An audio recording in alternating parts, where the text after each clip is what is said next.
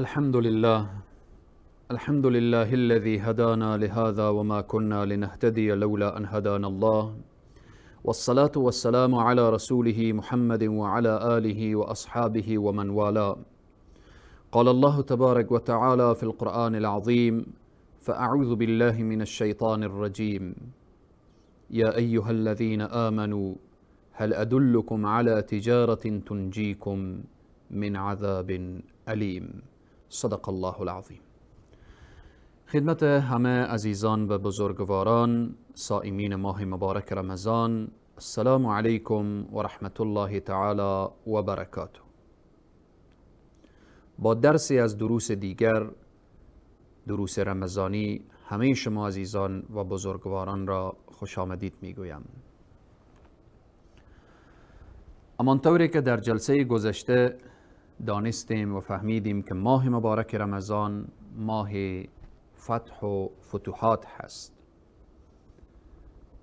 مسلمانان در جهاد بیرون می شدن، در مقابل دشمن استادگی می کردن. الله سبحانه و تعالی اونها را پیروز می ساخت و الله سبحانه و تعالی فتح و ظفر و پیروزی را از آن مسلمین می گردانید. حالا می خواهیم این را بفهمیم و بدانیم ارتباط ماه مبارک رمضان با جهاد و رمضان، اینها با هم چی ارتباط دارن؟ اینها با هم دیگر چی مناسبت دارن؟ مناسبت اینها چیست؟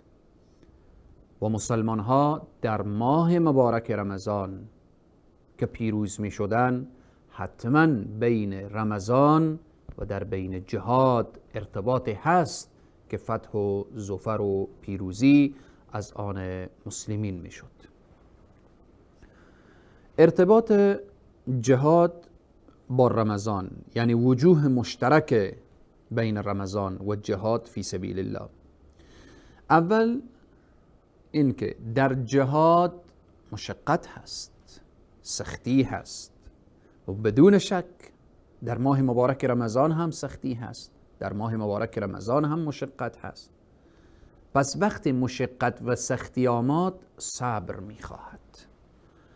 همانطوری که گفتیم ماه مبارک رمضان ماه صبر، باید در رمضان انسان صابر باشه، در جهاد هم صبر و استقامت لازم و ضروری است. پس صبر هم در جهاد لازمه، هم در ماه مبارک رمضان. در جهاد استقامت لازمه، در ماه مبارک رمضان هم استقامت لازم و ضروری است. نکته دیگر، در جهاد انسان ترک میکنه لذت‌های دنیا را. وقتی کسی که در راه جهاد قدم گذاشت دیگه نمیتونه با اون لذت‌هایی که دیگران دست دارن مجاهد در راه جهاد دست پیدا کنه. یعنی وقتی مجاهدین از لذت‌های دنیا فاصله میگیرن، در ماه مبارک رمضان صائمین ماه مبارک رمضان هم از لذت‌ها فاصله میگیرن و دست به لذت‌ها و غذاها ولو که نزدیکشان هست، در کنارشان هست، دست نمیبرن. پس این مناسبت بین جهاد و رمضان هست. در جهاد مبارزه هست، مبارزه با دشمنی که انسان او را میبینه با او مبارزه میکنه. در رمضان هم ماه مبارزه هست، مبارزه با نفس، مبارزه با خواهشات، مبارزه با هوا و هوس. پس مناسبت داره. در جهاد معامله با الله سبحانه و تعالی هست. انسان مجاهد معامله کرده با الله سبحانه و تعالی. ان الله اشترى من المؤمنین انفسهم و اموالهم بان لهم الجنه. در روزه هم معامله با الله هست. رسول اکرم صلی الله علیه و سلم میفرمایند الصیام لی، روزه از آن من هست و پاداش روزدار را من هم میدهم. همچنین از جمله وجوه مشترکی که بین جهاد و صیام هست اینه که در جهاد در صفوف مسلمین وحدت هست، بنیان و مرصوص هست. در صف جهاد دیگه نگاه نمیکنه که تو عربی، تو عجمی، تو ترکی، تو تاجیکی، تو سیایی، تو سفیدی. وحدت هست، انسجام هست، نه این که بحث قوم و قبیله و اینها باشه. در ماه مبارک رمضان هم ماه انسجام هست. در سفره افطار محبت رو میبینیم. عرب به عجم محبت میکنه، عجم به عرب محبت میکنه، فقیر با غنی محبت میکنه، غنی با فقیر محبت میکنه. نگاه نمیکنن تو از کجایی و از کدام قومی و از کدام قبیله. ماه مبارک رمضان و جهاد، وقتی که ما این وجوه مشترک و این مناسبات مشترک را بین جهاد و روزه دیدیم، پس حالا به این نگاه کنیم.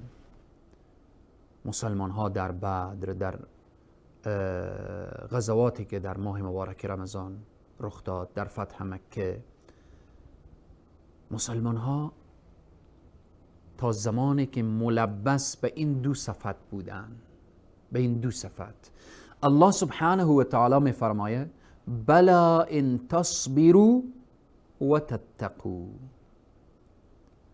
صبر و تقوا.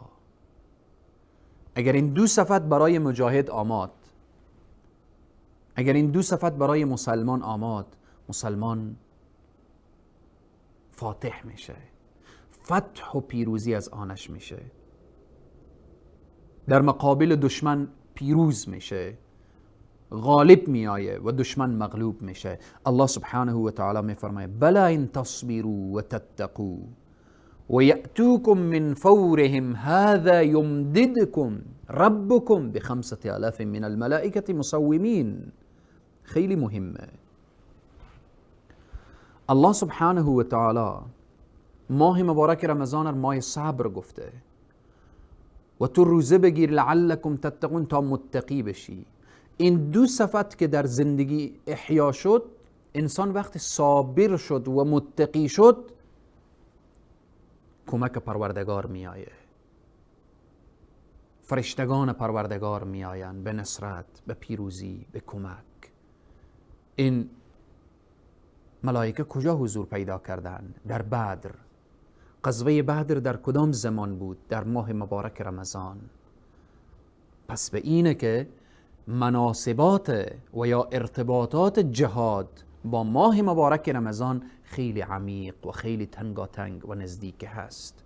بلا ان تصبروا و تتقوا، وقتی صابر شدید و تقوا را پیشه خود ساختید، و یأتوکم من فورهم، می آید به نصرت شما، به کمک شما، به حمایت شما. الله سبحانه وتعالی می فرسته ملائکه خود را، فرشتگان خود را به نصرت شما و کمک شما. پس به اینه که انسان باید متوجه باشه در تجارت خود. الله سبحانه و تعالی می فرماید یا ایها الذین آمنوا هل ادلکم علی تجارة، ای اهل ایمان آیا شما را راهنمایی نکنم؟ هل ادلکم، شما را راهنمایی نکنم بر تجارتی که، یعنی راهنمایی کنه ای الله، نجات بده، راه را نشان بده، ما را نجات بده. از چه چیز؟ تنجیکم، شما را به یک تجارت راهنمایی میکنم که شما را نجات میده از عذاب علیم پروردگار. چی کسی هست که این تجارت را دوست نداشته باشه؟ چی کسی هست که بگه من دوست ندارم چنین تجارتی را که او سبب نجاتم از آتش بشه، از عذاب علیم بشه؟ ذره عقل اگر کسی داشته باشه به دنبال چنین تجارتی میگرده، جستجو میکنه. انسان هایی که تاجرن، معامله‌گرن، اگر بفهمن که مالشان با مسافت و مساحت های دور کشورهای بالاخره دور افتاده بتوانند در آنجا مال خود را به خاطر ربح و فایده انتقال بدن انتقال میدن. کشورها را یک تاجر طی میکنه، مسیرهای دور و نزدیک طی میکنه به خاطری که در تجارت خود فایده داشته باشه. این تجارتی که انسان را از آتش الله، از عذاب علیم نجات بده، همه ما دوست داریم. پس تجارت، این تجارت چیست؟ اینه که تؤمنون بالله و رسوله، ایمان به الله و رسولش. که ما مسلمان ها وقتی میشنویم تؤمنون بالله و رسوله میگیم الحمدلله، ایمان داریم به خدا و پیامبر. نکته دوم و تجاهدون فی سبیل الله، جهاد میکنن در راه الله به اموالکم و انفسکم. ایمان میارید به الله سبحانه و تعالی، به رسول صلی الله علیه و سلم، جهاد میکنید در راه الله با مال خیش، با جان خیش. ذالکم خیر لکم ان کنتم تعلمون، این برای شما بهتره. ان کنتم تعلمون، اگر شما بدانید، بفهمید، بدانید، خیلی برای شما بهتره. خب ثمره و نتیجه چی میشه؟ یغفر لکم، الله سبحانه و تعالی میامرزه برای شما گناهان شما را، و یدخلکم، داخل میکنه شما را جنات تجری من تحت الانهار، او جنتی که نهرها داره، جوها داره، جنتی که الله سبحانه و تعالی در این ماه مبارک رمضان فتحت ابواب الجنه، دروازه های این جنت را باز کرده، مسکنهای زیبا طیبه فی جنات عدن، در این جنتی که الله سبحانه و تعالی این را برای شما انتخاب کرده، برای مجاهدین فی سبیل الله و برای صائمین ماه مبارک رمضان. و اخرى تحبونها، و چیز دیگری که شما دوست دارید، او چی هست؟ نصر من الله و فتح قریب، نصرت و پیروزی از جانب الله، پیروزی که نزدیک هست. و بشر المؤمنین، مژده بده مؤمنین را.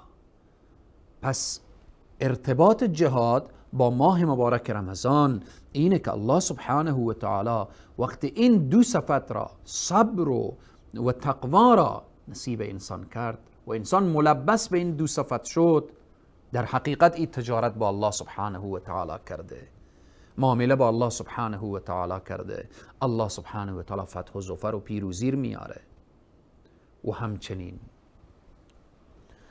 ارتباط جهاد با ماه مبارک رمضان، ماه مبارک رمضان ماه نزول قرآن هست. شهر رمضان الذي انزل فيه القرآن. رسول معظم اسلام صلی الله علیه و سلم می فرمایند ان الله یرفع بهذا الكتاب اقواما و یضع به آخرین. الله سبحانه وتعالی به وسیله قرآن قومی را بلند میبره، عزت میده، سرفرازی میده، سربلندی میده، فتح و ظفر از آن اونها میگردانه که این قوم چنگ به قرآن بزنن. اونهایی که در جهاد روان هستن میخوان فتح و ظفر و پیروزی، باید عامل به کتاب الله و سنت رسول صلی الله علیه وسلم. جهاد ما باید موافق به قرآن باشه. این قرآنی که در رمضان نازل شده، شهر رمضان الذي انزل فيه القرآن، جهاد ما باید موافق به سنت رسول صلی الله علیه و سلم باشه. وقتی که جهاد ما جهاد قرآنی، جهاد ما جهاد نبوی شد، آن وقت فتح و ظفر و پیروزی می آیه. جهاد به خاطر نجات مستضعفین هست. ماه مبارک رمضان به خاطر واقف شدن از حال مستضعفین هست. خیلی مهمه. جهاد به خاطر نجات مستمندان هست، نجات او کسانی که در زیر سایه دشمن قرار گرفتن. حرکت بکن و اونها را نجات بده. رمضان به خاطر نجات از زیر دست دشمن بزرگی که نفس هست، خواهشات هست، هوا و هوس هست. پس به اینه که رمضان به خاطر واقف شدن از حال مستضعفین و جهاد به خاطر نجات مستضعفین. همچنین وقتی نگاه میکنیم ارتباط رمضان با جهاد، رسول اکرم صلی الله علیه و سلم میفرمایند من جهز غازیا فقط غزا. کسی که یک مجاهد در راه الله سبحانه و تعالی تمویل بکنه، به جهاد نمیری، مجاهد در تمویل بکن، خانواده مجاهد در تمویل بکن، گویا که تو در خط اول و در جهاد هستید. در رمضان رسول اکرم صلی الله علیه وسلم میفرمایند من فطر صائما كان له مثل اجره غیر انه لا ينقص من اجر الصائم شیئا او کما قال. کسی که در رمضان یک مسلمان را افطاری میده، یک صائم را افطاری میده، همون قدر که اجر و ثواب او گرفته الله سبحانه تعالی به این شخص هم میده، بدون اینکه از اعمال او شخص چیزی کم بشه، از اجرش چیزی کم بشه. پس این مناسبات جهاد با ماه مبارک رمضان هست.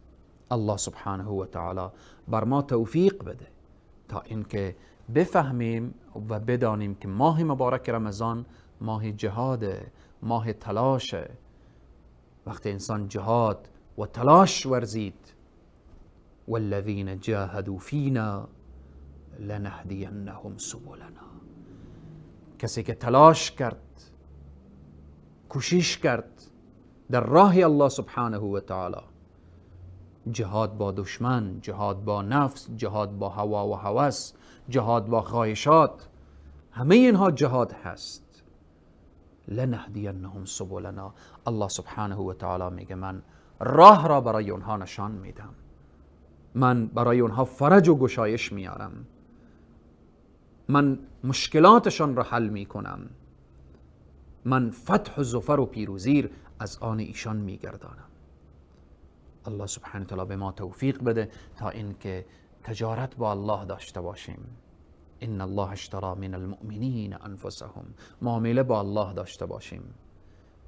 این تجارتی که الله ما را راهنمایی کرده که میفرماید یا ایها الذین آمنوا هل ادلکم علی تجارة تنجیکم من عذاب علیم، این تجارت را متوجه باشیم و این تجارت را از دست ندیم. الله سبحانه و تعالی مجاهدین واقعی که در هر گوشه ای از دنیا در نبرد و در صحنه جنگ و جهاد قرار دارن، الله سبحانه و تعالی فتح و ظفر و پیروزی نصیب ایشان بگردانه، خانوادهایشان را حفظ بفرمایه و الله سبحانه و تعالی بر ما توفیق بده تا به نوعی از انواع جز مجاهدین راه حق باشیم. تا برنامه بعد همه شما عزیزان و بزرگواران را به خداوند کریم و رحیم می سپارم. والسلام علیکم و رحمت الله تعالی و برکاته.